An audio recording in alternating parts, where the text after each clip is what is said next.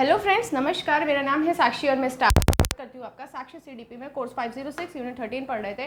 Right of child and entitlement, मतलब बच्चों का अधिकार क्या है उसके बारे में हम पढ़ेंगे। एक स्टोरी दी गई है राधा और राफिया की। इसमें बताया गया है कि राधा और राफिया दो लड़कियाँ थी, है ना।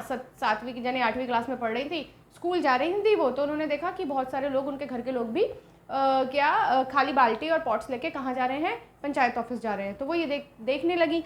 फिर वो भाई लेट हो गई। जब वो लेट हो गई तो वो अपने स्कूल पहुंची, है ना। तो उनके टीचर ने पूछा लेट क्यों हो गई। तो फिर उन्होंने पूरा सीन समझाया। तो टीचर ने बोला हाँ, हमारे कॉन्स्टिट्यूशन ने हमें कुछ राइट्स दिए हैं, कुछ अधिकार दिए हैं, हमें वो हमारे राइट्स हैं और वो हमारे अधिकार हैं, और हमें अगर उनकी परिपूर्ति ना हो तो हम कोर्ट पे जा सकते हैं, मतलब अपने जो ऑफिसर्स हैं उनसे बात कर सकते हैं। तो वो राइट क्या है, देखिए, राइट टू इक्वलिटी, ठीक है, हमने पॉलिटी में भी पढ़ा था। राइट टू फ्रीडम, मतलब समानता का अधिकार, फ्रीडम का अधिकार, इंडिपेंडेंस का अधिकार, शोषण के विरुद्ध अधिकार, है ना, रिलीजन का अधिकार, कल्चर और एजुकेशन का अधिकार, और कॉन्स्टिट्यूशन रेमेडीज़, ठीक है। इसके अलावा एक 7वां राइट भी था, लेकिन वो था राइट टू प्रॉपर्टी, उसको हटा दिया गया है। और अब वो किस में आ गया है, अब वो आ गया है हमारे लाइक विधि का नियम, ठीक है।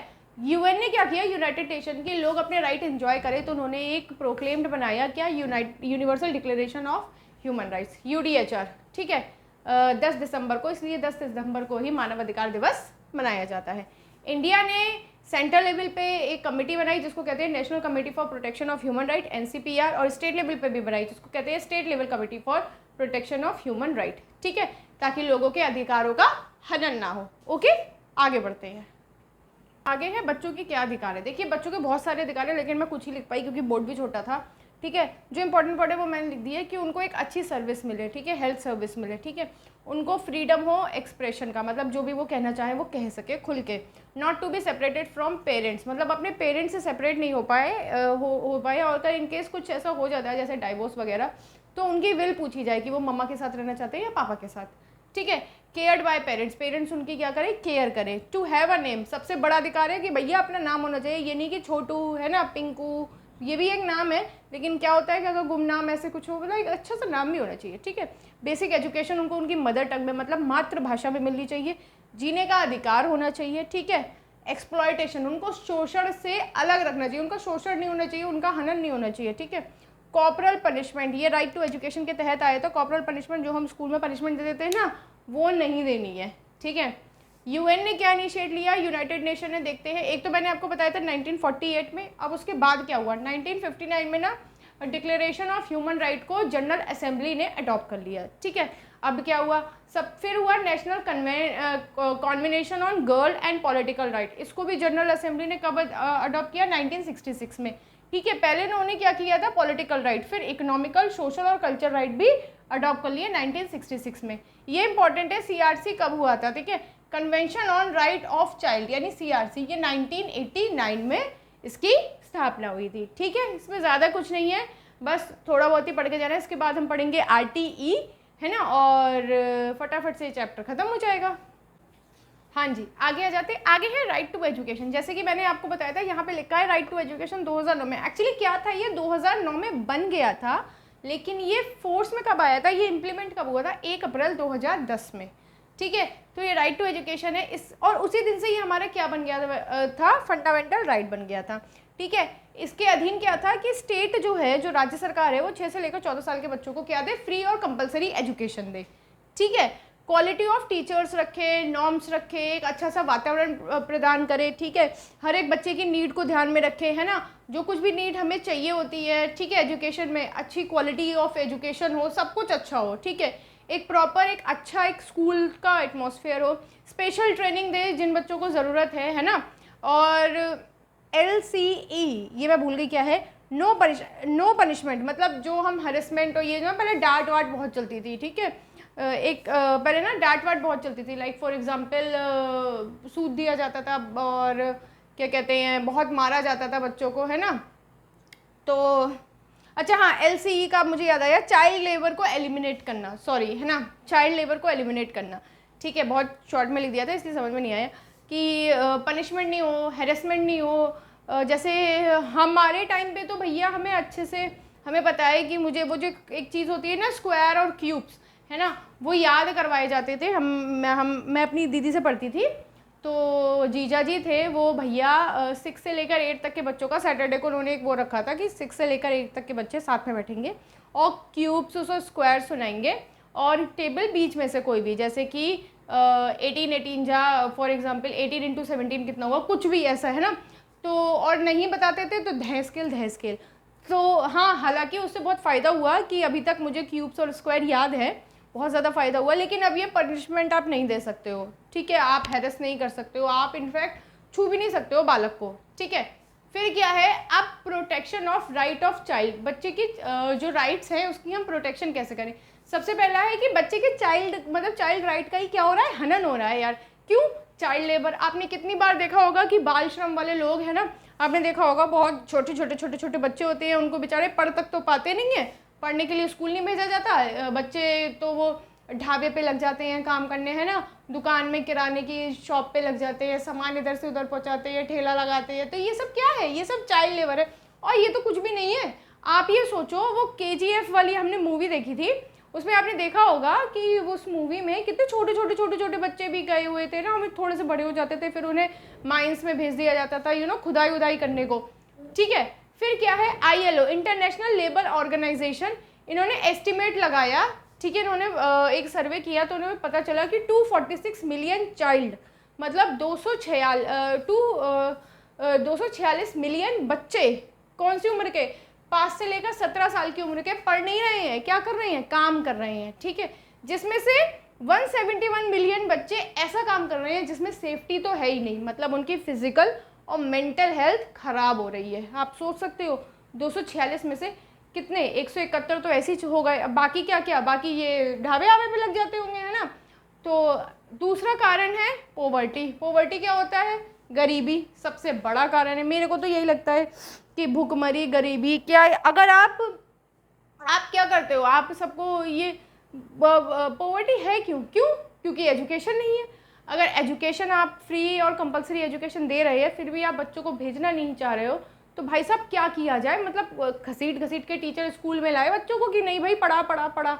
जब आपको फ्री में एजुकेशन मिल रही है, खाना भी मिल रहा है, पोवर्टी सबसे बड़ा कारण है। अब क्या है, आप देखो बच्चे क्या, अब इसमें बच्चों की भी क्या गलती है जब उनके माँ बाप ही नहीं उन्हें भेज रहे हैं, है ना, माँ बाप को तो भेजना ही चाहिए। फिर इसको देख के ILO ने एक प्रोग्राम स्टार्ट किया, international programme of elimination child labour, मतलब जिसके तहत उन्होंने बहुत सारे NGOs वगैरह से बात करी, जहाँ भी चाइल्ड लेबर हो रहा था वहाँ को एलिमिनेट किया जाएगा। बेटा मैं जाती हूँ तो वहाँ एक जगह है जिसका नाम है लेबर चौक, जगह ही है लेबर चौक। भाई साहब वहाँ पे इतने सारे भर के ऑटो में भर के लोग, क्या कहते हैं, फैक्ट्री लगी हुई है, उसमें काम करने आते हैं, बच्चे तक आते हैं काम करने। और बताए फैक्ट्री पे लिखा हुआ है कि 18 साल से कम के बच्चे नहीं आएंगे यहाँ काम करने, लेकिन फिर भी घुसेड़ा जा रहा है, वो क्या कहते हैं जो वो है गेट कीपर, देख लो आप, ये तो हिसाब है, लिखा हुआ है, लेकिन फिर भी ये लोग ले रहे हैं। क्यों? क्योंकि इन्हें काम की ज़रूरत है, उनको काम चाहिए, ये लोग काम कर रहे हैं, बात खत्म, सस्ते वेजेस पे मिल जाते हैं, ये सबसे बड़ी बात है। दूसरा है NP यानी नेशनल प्रोग्राम। अब हमने क्या स्टार्ट किया, हमने नेशनल प्रोग्राम स्टार्ट किया ऑन चाइल्ड लेबर 1987 में, ठीक है। तो ये कुछ था। अब इसके बाद है कि स्कूल में क्या है ना, स्कूल का पढ़ेंगे और फिर चैप्टर को वाइंड अप करेंगे, ओके। चलिए फ्रेंड्स, लास्ट है बिल्कुल, टॉपिक खत्म, कोर्स 506 भी खत्म, ठीक है। तो लास्ट में है violation of child with in the school. अच्छा, स्कूल में बच्चों का कैसे वॉल्यूशन होता है, मतलब स्कूल तो एक अच्छी जगह है ना, वहाँ पे कैसे हो सकता है वॉल्यूशन, तो वही पढ़ते हैं। स्कूल को क्या कहते हैं, मिनिएचर ऑफ सोसाइटी, मतलब समाज का लघु रूप, ये इंपॉर्टेंट है। समाज का लघु रूप क्या होता है, स्कूल ही होता है। क्यों? क्योंकि यहाँ पे अलग अलग टाइप के, जैसे समाज में अलग अलग टाइप के लोग होते हैं ना, डाइवर्सिटी, ऐसे स्कूल में भी डाइवर्सिटी होती है, ठीक है। यहाँ पे क्या होना चाहिए कि हर एक बच्चे को सेम टास्क देना चाहिए, सेम बुक देनी चाहिए, किसी को ज़्यादा प्रेफरेंस नहीं देनी चाहिए। मतलब आपको अगर मान लो कोई बच्चा अच्छा लग रहा है, तो ऐसा नहीं है कि आप सारी चीज़ें उसे ही देते रहो, नहीं ठीक है तुम ही क्लास के मॉनिटर हो, तुम ही ये करोगे, तुम ही वो करोगे, ऐसा कुछ नहीं है। सबको आपको इक्वली ट्रीट करना है। पनिशमेंट बिल्कुल खत्म हो जानी चाहिए। आपने देखा होगा पहले जब RTE नहीं आया था, इससे पहले क्या होता था, बहुत पनिशमेंट दी जाती थी बच्चों को, धूप में, है ना, ग्राउंड में भगाया जाता था, ठीक है, और क्या कहते हैं, बच्चों को खड़ा कर दिया जाता था ऐसे सर पे बस्ता लेके, है ना, बहुत ही ज़्यादा ऐसे मीडिया ने चीज़ें लेके आई थी, तब जाके तो ये RTE एक्ट बना था। है ना, कि इतनी बुरी तरीके से बच्चों को पनिश किया जाता था, है ना, सूद के लाल कर दिया जाता था, तो ये सब इसलिए पनिशमेंट हो गई बैन। ठीक है, बच्चों के पास प्रॉपर टॉयलेट नहीं है ना, वहाँ पे वाटर की फैसिलिटी नहीं है, स्कूल की कंडीशन एकदम वर्स्ट थी। ठीक है, पानी साफ पानी नहीं है पीने को, हैंड वॉश यूनिट नहीं है। ठीक है, अब तो खैर बहुत सारी चीज़ें अच्छी हो गई है, अब तो स्कूल भी बहुत बढ़िया लगने लगे हैं, है ना। बच्चों को क्या है, ज़्यादातर ना फट्टियों पे बिठाया जाता था ग्राउंड में, है ना, तो चाहे रेन नहीं हो, चाहे बारिश हो रही हो, तब भी बेचारे बैठे हुए हैं, है ना, और धूप हो रही है तब भी बेचारे बैठे हुए हैं। मतलब फट्टियों पे क्या होता था, आपने देखा होगा कि एक दरी सी बिछा देते हैं, और ये मैं प्राइमरी स्कूल की बात कर रही हूँ। ठीक है, दरी से बिछा देते थे और आओ और बैठो, टीचर अपनी चेयर पे बैठेगी और आप नीचे बैठ के पढ़ोगे। ठीक है, और वो पता है लिटरली साफ भी नहीं होती थी, है ना, मतलब उसी पे कुछ लोग बच्चे क्या होते हैं, मतलब इंटरवल में खाना तो खाएंगे ही, तो ऑब्वियसली गिरेगा, अब वो गिरेगा तो वो साफ भी नहीं होता था, मतलब इतनी बेकार स्थिति थी। ठीक है, अब प्रोविजन क्या लिए गए, मैंने आपको बताया था ना, NC national committee for protection of child right, ये बनी थी कब, 5 मार्च 2007 को।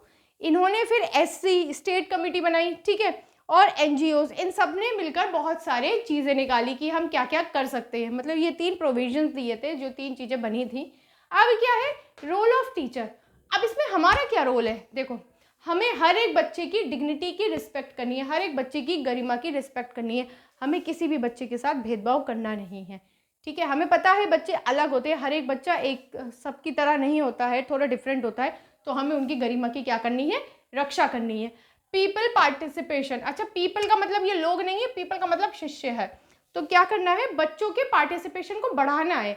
तो आप ऐसे पढ़ाओ जिससे आप एक्टिवली बच्चों को लो, ऐसा मत पढ़ाओ कि चलिए किताब निकालिए आज हम पढ़ते हैं, क्या पढ़ते हैं, मतलब आप बोलते गए बच्चों को समझ में घंटा समझ में नहीं आएगा।